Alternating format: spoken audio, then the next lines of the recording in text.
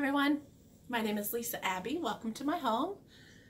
I like to talk about stitching, so if that's something that appeals to you, I hope you stick around. I have quite a few things to share with you. It's been about 3 weeks since my last video, so I'm not sure where the time goes, but anyway, I wanted to start off with, I had some gifts this time, or since the last video. I did a cookie exchange every year around my birthday, and I got a really cool cookbook from my best friend Loretta. She had put them all into this little folder, and she went and got birthday greetings from a lot of the people I work with, and she had them fill out recipe cards, some of which were the cookies they brought to the cookie exchange, some were just their favorite recipes. And so I really treasure that. So I wanted to share that and say thanks to Loretta. I also received a really pretty Christmas card from Lisa's Stitching Stables. And she sent me this really cute ornament. And as per the rule, I didn't take it apart until I shared it. So it'll go on my tree next year. I actually could put it on my trees now because I still haven't taken my trees down. I can't believe it's January 14th and I still have my trees up. But I'm organizing my basement, and I thought, oh, if I put that stuff down in there now, it won't look like I got anything organized. So anyhow, then I also, when I went out to get my mail the other day, I opened it, and it was after work. It was kind of a tough day at work, and I opened my mailbox and I'm like, what is this big package? I didn't buy anything. And here I got some stitchy kindness from Ellen Peters, one of the people I follow on Instagram. And so she sent me a cute card, and I just couldn't believe how many things she sent me. So I thought I would share a little bit about that. I was just completely blown away. I've always heard that the stitching community is such a kind community. And so I heard it loud and strong for myself. So I got some floss, and she sent me a little stitched ornament, which is super cute. A little chart, cute Santa in orange. I'm excited about that. I got my first little needle minder. And she sent me one of these little packs of Christmas fabric and a set of charm packs, which was really cute when it came, but I was going through some of the fabrics. They're so pretty.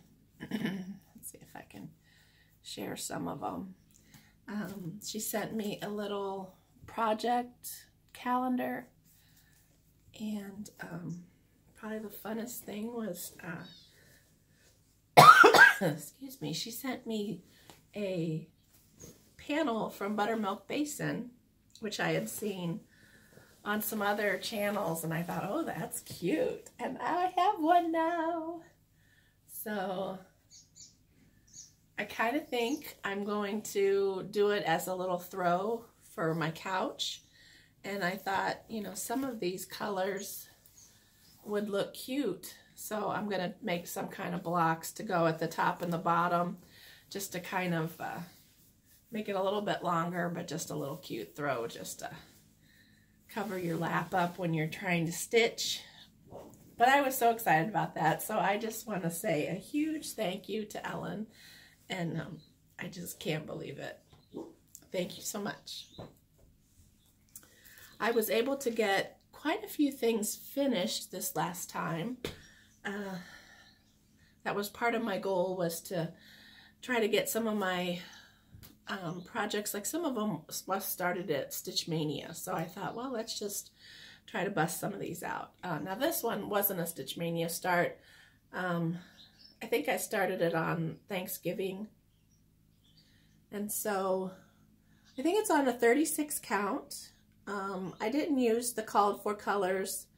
I'm pretty sure it's just all DMC, and I did it 1/2. I think I used, does DMC do silk? I think that's what this was that I purchased from DMC. It had an S in front of the number, and it was super shiny and silky. Anyway, that's what I used for the white. All the creams that I kept trying, none of them showed up good enough. So, and then I did on a companion one, or at least I'm going to make it a companion, another Brenda Gervais pattern. I got this one finished. I think I just have to do, there's some kind of handle that he's holding that's like a 3D thing that hooks onto where the sled is. So it looks like he's pulling the sled. I kind of had a few ideas of ways to finish them. So I thought I'd throw it out there and see what everybody's opinion was. Like I said, they're on the same fabric, and they're almost the same size. So I had some muffin tins, and they're old and crusty, as Chelsea would call them. And I thought maybe I would try to Priscillify these little finishes. So I thought, well, if I wrapped them around sticky board with maybe like a 1/2 inch border around a 1/2 inch margin, and then do another layer of maybe a red or some other color of homespun, and then hook them on here, and either, you know, stagger them side, you know, off to the side a little bit. And the one is a little bit larger than the other, so I thought maybe on this one that's a little smaller, I could put a little bit of greenery on the one side of the tin. This made sense to show you in my head a lot easier than it's actually turning out to be. It looks, I'm all thumbs, but I thought, well, this one would have a little bit more showing of the tin, and I thought I could do a little bit of greenery up there. And then on this one that's a little bit longer, it would probably cover almost the whole tin. And I thought I could either stagger them, or I could put them straight up and down and maybe hang them from a rolling pin. I don't know. I have quite a few rolling pins down in the basement that I've gotten at different thrift stores and whatnot. And I thought, well, that might be cute, a rolling pin, maybe with the greenery up there, and then just do the stitching on the muffin tin. So leave an opinion at the bottom, what you think might be a good way to finish them. I just thought something, I just wanted to Priscillify it. So that's a verb now, Priscillify. She's so popular. Anyhow, I did finish another, this was one of my Mania starts, and I got it finished.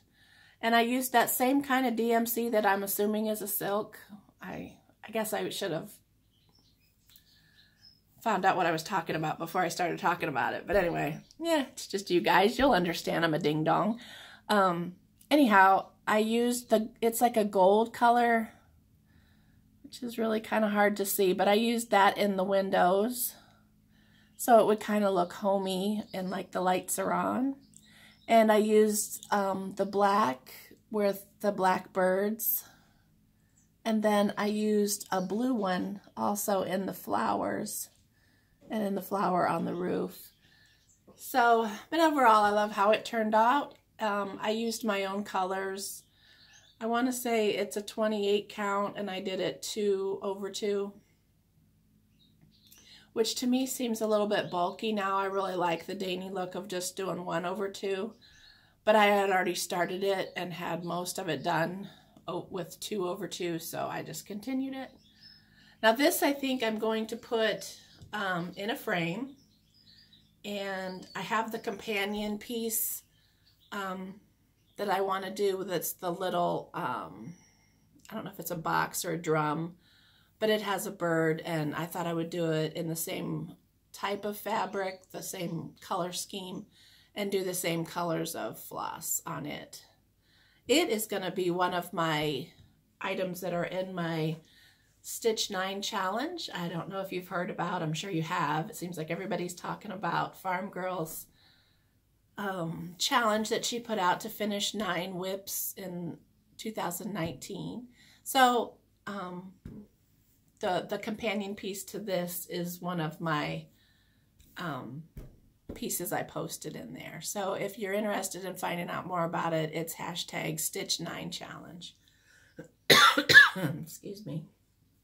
I did have one other thing that I had finished. Now this is one of my challenges, I believe, in the Stitch 9 challenge. So I got it finished up. I had only done like the part of her dress underneath the basket, and I had done like the bottom sheep, I think. So anyway, I got to working on it. I changed the colors in this also. And the original was on like a brown linen, and she had a teal color dress, which was really pretty, but I didn't have the teal. And when I was at my L&S, she thought maybe red might look pretty on this fabric. So I love how it turned out. I placed it in the wrong spot on the linen, and I almost didn't have enough room to put her head on there. I just couldn't believe it. I got to the top of her shoulders, and I kept looking and counting and thinking, oh my goodness, I don't think I'm going to have enough room for her head. But it turned out I was able to get it in there. I did fudge her neck a little bit. I think she took a few rows off of her neck somewhere here or there. But I was getting scared that I wasn't going to have enough room to finish it. But my idea for finishing on this is to make it into a little bag. So I kind of pinned it up in the shape that I was thinking. I just wanted to do just a simple bag with wool on the back and then just a long handle. So I had some wool that I had got at the thrift store, and it doesn't look like it matches very well, but it really does in person. This is kind of showing up more of a blue than a gray on the screen. But anyway, I love how it turned out. This was a Sub Rosa design, and I just love her stuff. I have one other thing that I've been working on. Yesterday I worked on my brick house sampler by Brenda Gervais, and I did the tree and the house yesterday. I wanted to work on other things that were part of my Stitch 9 challenge, but I haven't tea-dyed my linen yet. I bought a bunch of linen at the thrift store for a really great price, and they were really nice pieces of linen, really large pieces. So, but they were all mainly white or off-white, so I wanted them to be a little bit darker. So that's my plan to do after I turn off this video. I'm going to try to upload and tea dye at the same time. So wish me luck.